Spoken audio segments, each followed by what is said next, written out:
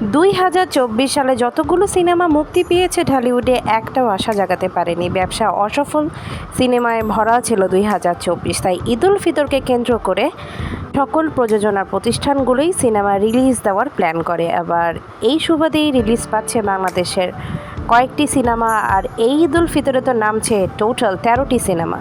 ঈদুল ফিতর মানেই শাকিব খানের সিনেমা। শাকিব খানের সিনেমা পরপর প্রতি বছর পুরা ধামাকা পারফরমেন্স দিচ্ছে, আর তারই সুর ধরে এবার রিলিজ পেয়েছে রাজকুমার। রাজকুমারের প্রথম দিনের কালেকশন অনেক ভালো ছিল। বাংলাদেশ সহ যুক্তরাষ্ট্র, কানাডা, অস্ট্রেলিয়া এবং ইন্ডিয়াতেও রিলিজ পাচ্ছে রাজকুমার।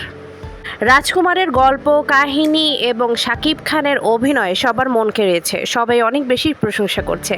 আসলে কিং খান বলে কথা, তার মার্কেট খুব ভালো যাচ্ছে। প্রত্যেকটি হল পেয়েছে এই সিনেমা।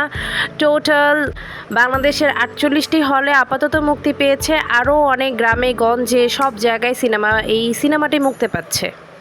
আর এইদিকে ঈদুল ফিতর উপলক্ষে মুক্তি পেয়েছে বুবলি এবং রাজ অভিনীত দেয়ালের দেশ সিনেমাটির গল্প এবং কৌশলদের অভিনয় অনেক টপ নচ। শরীফুল রাজ যে একজন ভার্সেটাইল অভিনেতা, তিনি দেখিয়ে দিয়েছে। তার সাথে বুবলিও কিন্তু টক্কর দিয়ে অভিনয় করেছেন এই সিনেমাটাই সমস্তটাই রহস্যে ঘেরা। বুবলির চলে যাওয়ায় রাজ কীভাবে সেই পরিস্থিতিটি মোকাবেলা করে এবং বুবলির মৃত্যু রহস্য এখানে উদ্ঘাটন হবে। এই সিনেমাটি এতটাই ভালোবাসার সিনেমা, এখনকার যান্ত্রিক এবং বিশৃঙ্খল জীবনে একটি ভালোবাসার প্রশান্তি এনে দেবে। আমরা তো ভালোবাসতে ভুলেই গিয়েছি। স্বার্থের ঊর্ধ্বে এই ভালোবাসাটির গল্প নিয়ে আসছে দেয়ালের দেশ। পাবলিক রিভিউ অনেক ভালো। সবাই দেয়ালের দেশ সিনেমাটির অনেক প্রশংসা করছে এবং বেশ ভালোবাসা কুড়াচ্ছে। আর এদিকে শিহাব শাহিনের প্রখ্যাত ডাইরেক্টর শিহাব শাহিনের সিনেমা কাজল রেখা মুক্তি পেয়েছে। এই সিনেমা অভিনয় করেছে শরীফুল রাজ এবং মন্দিরা। এটি তাদের প্রথম সিনেমা এবং হল সহ সারা দেশের মানুষ এই সিনেমাটাও পছন্দ করছে। সিনেমাটি অনেক পুরাতন আমলের ঐতিহাসিক পটভূমির গল্প, যেখানে 400 বছর আগে বাংলাদেশের প্রকৃতি এবং সংস্কৃতি কেমন ছিল এই পরিস্থিতিটিকেই তুলে ধরা হয়েছে। এখানে কাজল রেখার নাম ভূমিকা অভিনয় করেছে মন্দিরা চক্রবর্তী।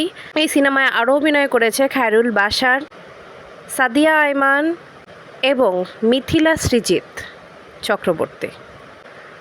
আরও মুক্তি পেয়েছে জায়েদ খানের সিনেমা চর, যেটি ঠিক মতো কোনো হল এখনও পায়নি। কিছু গ্রামের হলে এই সিনেমাটা মুক্তি পেয়েছে, কিন্তু সিনেমায় দর্শক স্বল্পতা এবং সিনেমার রিভিউ ভালো না। আর নেত্রী গল্পর কথা তো বলতেই হয়। এই সিনেমাটা অনেক দিন ধরেই আসছিল। এটা প্রথমবারের মতো একটি সিনেমা যেখানে অনন্ত জলির প্রযোজনা করছে না, অন্য প্রযোজনা প্রতিষ্ঠানের আন্ডারেই অনন্ত জলি এবং বর্ষা সিনেমা করছে নেত্রীর।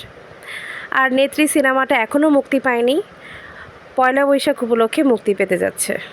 2024-এর ঈদুল ফিতরের প্রত্যেকটি সিনেমাই আপনারা উপভোগ করবেন। বাংলা সিনেমার সাথেই থাকুন এবং বাংলা সিনেমাকে সাপোর্ট করুন, যাতে করে বাংলা সিনেমা আরও এগিয়ে যায়। ধন্যবাদ।